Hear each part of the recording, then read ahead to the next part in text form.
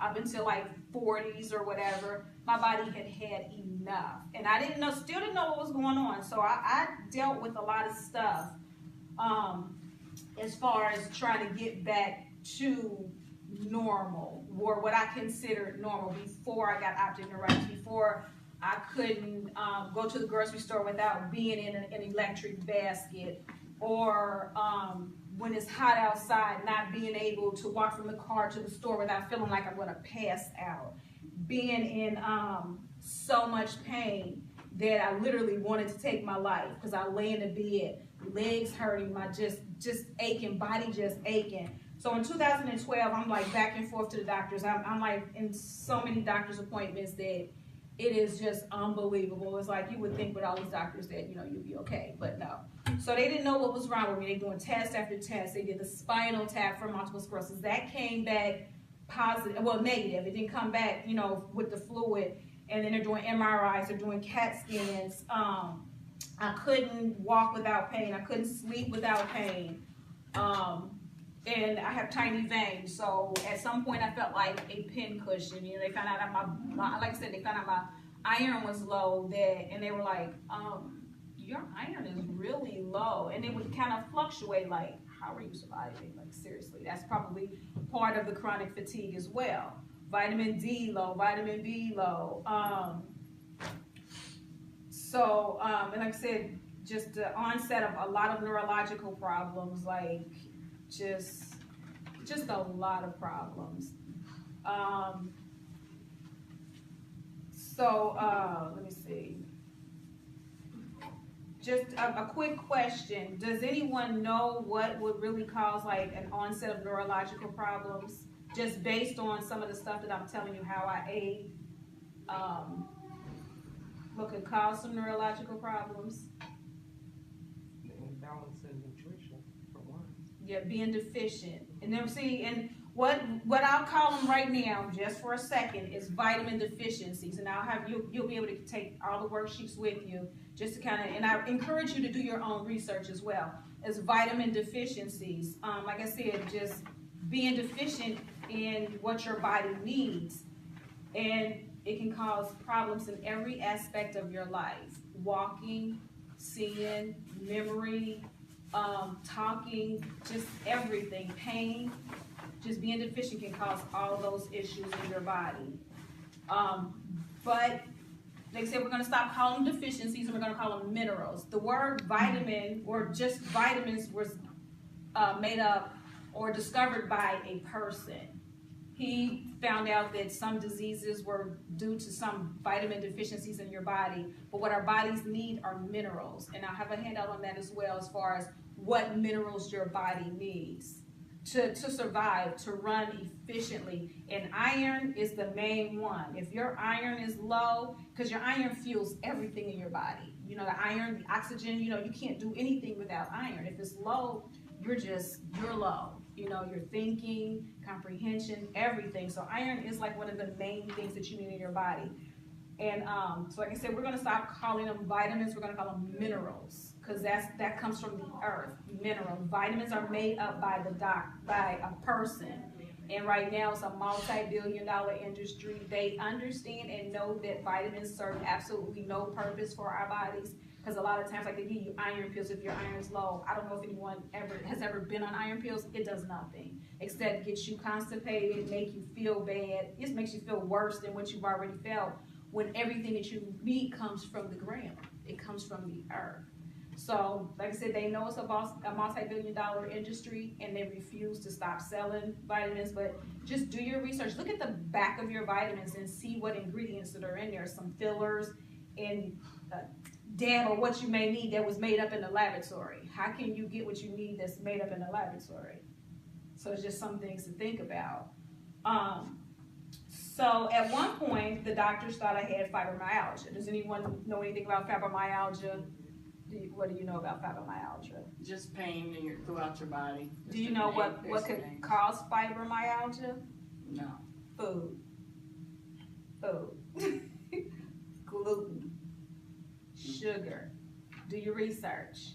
They'll put you on, they put me on medicine, And back then, I didn't know any better. So I was like, okay, it made me feel worse because it messes with your mind as well. I guess trying to block out the pain signals, it just puts a Band-Aid on what's really wrong. So if people really dig deeper, leaky gut, all that stuff can cause problems with your joints and your body. So just, if you do your research on fibromyalgia and dig a little deeper, aside from the first Google, search that comes up, go dig a little deeper, go to the library.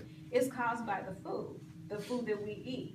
Because I want to tell you, because remember I told you that I was in so much pain and that I couldn't walk. I was barely walking. I was walking, my hip would hurt.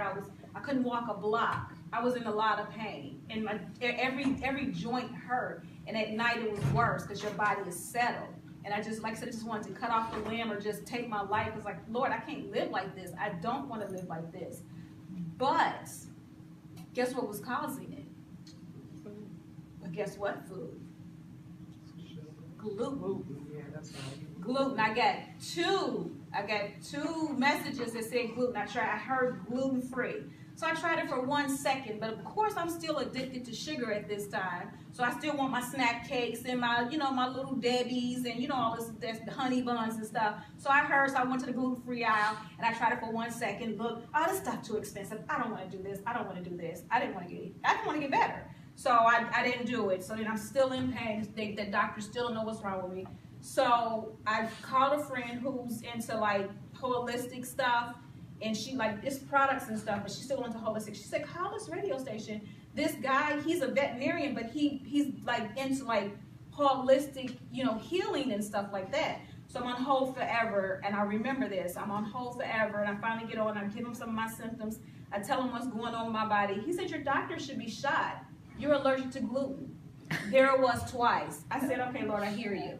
I hear you. And from that day forward, I went crazy when I first started. I had my own toaster. You can't cross-contaminate anything that belongs to me, So I was, the queen of, wipe that down, don't use my stuff, don't, I got separate pots. And, I went a little crazy in the beginning. But within 2 to 3 weeks, I started feeling better.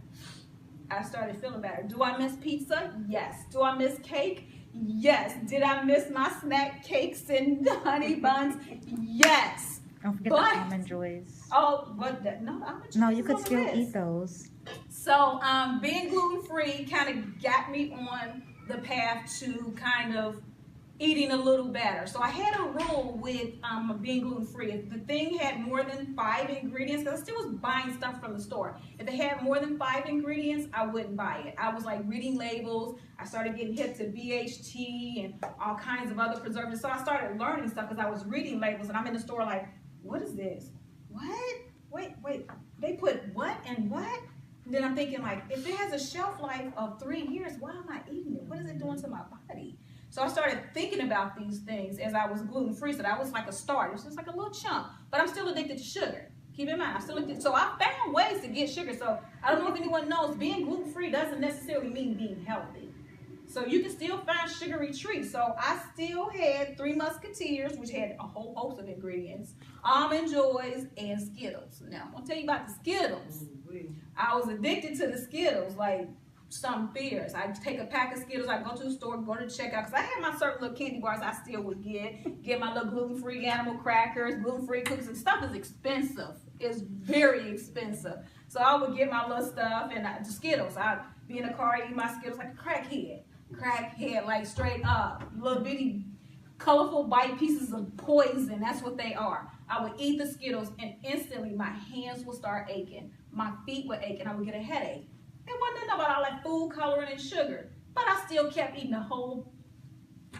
She was like an addict too. I got some Skittles. Like, Mom, why you got those Skittles? They were in your little cup compartment. I knew they were making me sick. But it didn't stop me. And then one day I was like, I have to stop eating it. And I just stopped. I just stopped eating the Skittles.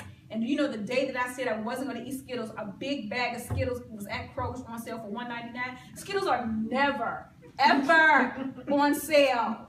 I was so sad, but I stopped. I did kick that habit. But in 2013, I kind of discovered that I had some issues with memory. People like to say, oh, it's just old age memory, or I don't remember stuff too, or it's okay, sweetie. But I keep telling people, don't compare your memory loss with my memory loss, right? At this point, it is a disability. I do not remember giving birth to any of my 4 children. I do not remember my childhood years, my teenage years, my adult years. This one right here used to be over our house all the time. I think she lived with us at one point. I do not remember that. My brother would be like, yeah, you remember when? Because I guess they said I was mean. I don't know nothing about that. Yeah, They that's what they said. I don't remember any of that. Final answer. Yeah, okay. So that he would tell stories about what we did when we were young, and it's like it was another person. Like it's like storytelling. So I don't remember any of that. I have pictures like of my kids and stuff, and I can look at the pictures and kind of remember the pictures, but not remember what happened. So we're talking about severe memory loss. And the only thing I can attribute it to is years and years and years of abuse. MSG, food coloring, food preservatives, just all of that. Just all of that. It will affect your body. It's like people want to say, well, I'm just going to eat what I want to eat and I'm going to die happy. But how do you want to live? Do you want to live where you can't remember like what you did over the weekend and you get to work and you're like, they're like, oh, and something happened Friday. Do you remember? No, they call me Dory at work. And they don't mean any harm. It's all joke because we are family. So, but Dory, that movie, when I saw it, because you know, I don't know if anyone saw Finding Dory if they have any little kids, but just about everybody on Finding Dory is handicapped. And when I saw the preview, they are. When you watch it, you'll see they all handicappable. So when I saw the previews, when Dory was like, "Hi, my name is Dory. I have short-term memory loss," I cried. Like this is a cartoon, but I cried because I could relate. And then watching it, it's like, oh my goodness, that's so me. You know, you turn around and you like, forget what? It ain't just a typical going to the grocery store and you forget. It's like, if I don't write it down, I go in the grocery store, I can be wandering around there and never come back. I got to do landmarks like where my car is at. Like, okay, dang, right. When you go out, walk straight. You know what I'm saying? Stuff like that. So it is horrible memory loss. I make a lot of mistakes at work. So, and because it's family, they understand. So it's like, what if I'm not with family? How is it going to look with me trying to find another job and explaining that I can't remember? I make a lot of mistakes because I don't remember. I write stuff down, and if I write on a piece of paper, I lose the paper. Where's the paper? You know what I'm saying? So I have to come up with another system. All my passwords on the tablet. You know, every month. I do the same bills every month. Still don't remember passwords. Still got to go on and still got to remember, okay, wait a minute, what I got to pay this month? So it is a disability. At this point, it is a disability. I don't know if my memory will ever come back. I just take it one day at a time. I am, however, much better than I was in 2011 when I first got sick. They diagnosed me in 2013 with multiple sclerosis. It is what it is. I don't accept the diagnosis. I do not go to the doctor. And I'm not advocating any of this. I'm just giving my story. I don't go to the doctor or anything. I don't take any medicine for anything. No headaches, nothing. I don't really get headaches. So, and if we get a cold, we know how to take care of that as well. So, and then it goes back to the deficiencies as well. Iron affects your memory. If your iron continuously stays low, it will affect your memory. So, once again, the minerals. It causes brain damage because it's basically like you're depriving your body of oxygen. It's pretty much. So, I damaged my brain. And it was self-inflicted. And I can't be mad at anyone but myself. Or just keep it moving. But on the one hand, I do consider my memory loss a superpower. I can watch a movie and a couple of months later, watch the movie again like it was new. Superpower. Silver lining, you know what I'm saying? Someone gets me mad. I don't hold grudges because I don't remember why I was mad. So, and if I don't talk to you for a while, guess what? I forget you. If you're not part of the loop, it's like if I don't put you part of my rotation where I call you every day or check on you every once in a while, I'll forget. And months will go by like, I haven't checked on so-and-so. And it's not intentional. I just forgot about them. Like, they're just gone. So if I ever see any of you on the street and I don't remember you, don't get mad. It's just, I don't remember you. Who are you?